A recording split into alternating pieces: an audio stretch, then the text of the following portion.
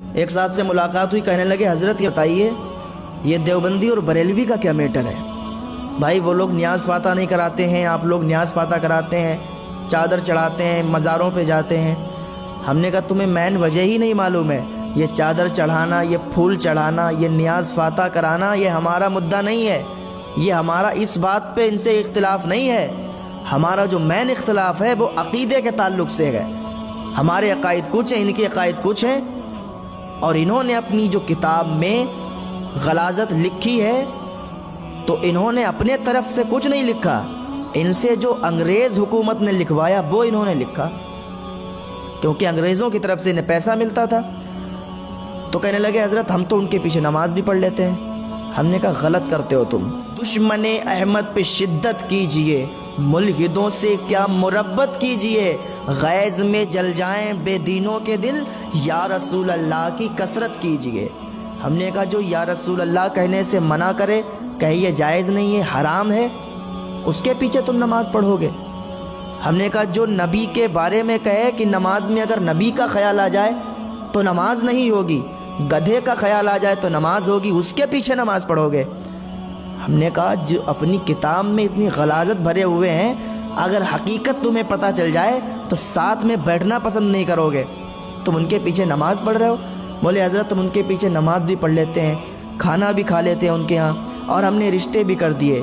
ہم نے کہا تمہیں کبھی اپنے علماء کے پاس بیٹھنے کی توفیق ہی نہیں ہوئی، کاش کہ تم اپنے امام کے پاس بیٹھے ہوتے اور تم نے ان کے بارے میں ذرا علم لیا ہوتا، پوچھا ہوتا، تو تمہیں پتہ چلتا کہ ہاں ان کے عقائد کیا ہیں اور مین اختلاف کیا ہے، اور ہم جو ان سے سمجھوتا نہیں کرتے ہیں مین وجہ کیا ہے۔ 3-4 یوٹیوب پر ویڈیو دیکھ کر انسان سمجھتا ہے کہ میں عالم بن گیا، میں مولانا بن گیا، اب مجھے کسی کی ضرورت نہیں ہے۔ میں نے کہا بتاؤ تم نے رشتے کر دیے، ان کے پیچھے نماز پڑھتے ہو، ان کے یہاں کھانا کھاتے ہو، کتنی غلط بات ہے۔ کہنے لگے حضرت بتائیے نماز کا کیا مسئلہ ہے؟ میں نے کہا نماز جب ان کی خود ہی نہیں ہوتی ہے تو صاحب تمہاری کیا ہوگی؟ کہنے لگے کیسے؟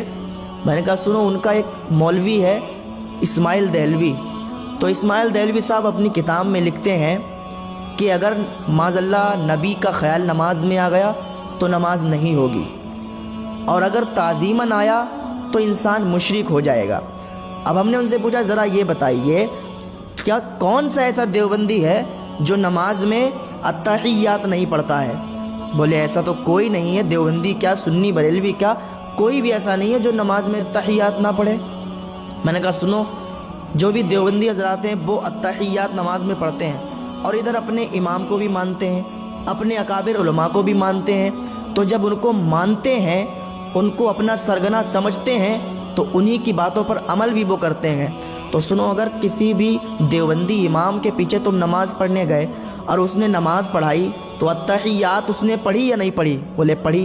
ہم نے کہا التحیات میں جب نبی کا خیال آئے گا، جب نبی کا نام آئے گا بھائی، تو خیال بھی نبی کا آئے گا، اور جب نبی کا خیال آ گیا، اب یہاں پر غور سے سنیے گا، غور سے، اس میں 3 صورتیں نکلتی ہیں کہ یا تو التحیات تعظیماً پڑھی جائے گی، اور تعظیماً اگر پڑھی گئی تو وہ اسماعیل دہلوی صاحب کہتے ہیں کہ تعظیماً اگر کسی نے پڑھی تو وہ مشرک ہو گیا۔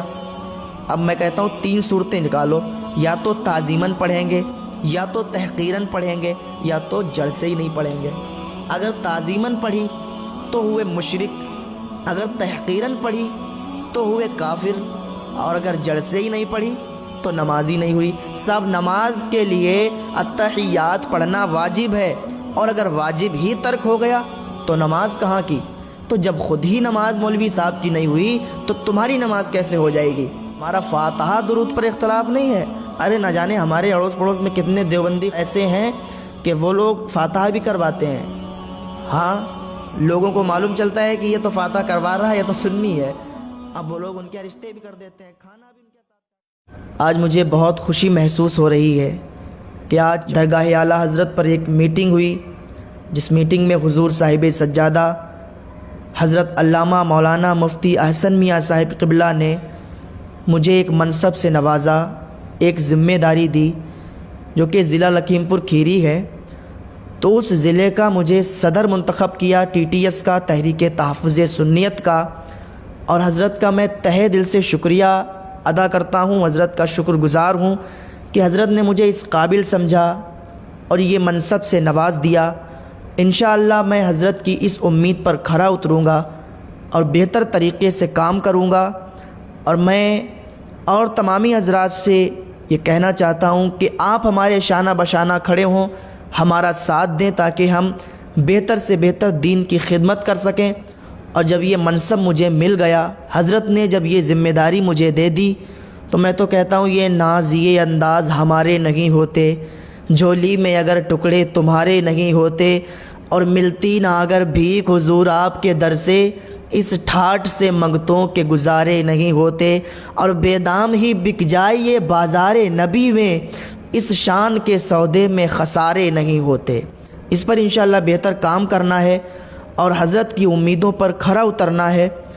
جس طریقے سے حضرت نے مجھے کچھ سمجھ کر یہ ذمہ داری دی ہے، اسی طریقے سے حضرت کی امیدوں پر انشاءاللہ ہم کھرا اتریں گے۔ اب جب یہ ذمہ داری مجھے دے دی گئی تو کچھ جلنے والے ہو جائیں گے، کچھ حسد کرنے والے ہو جائیں گے۔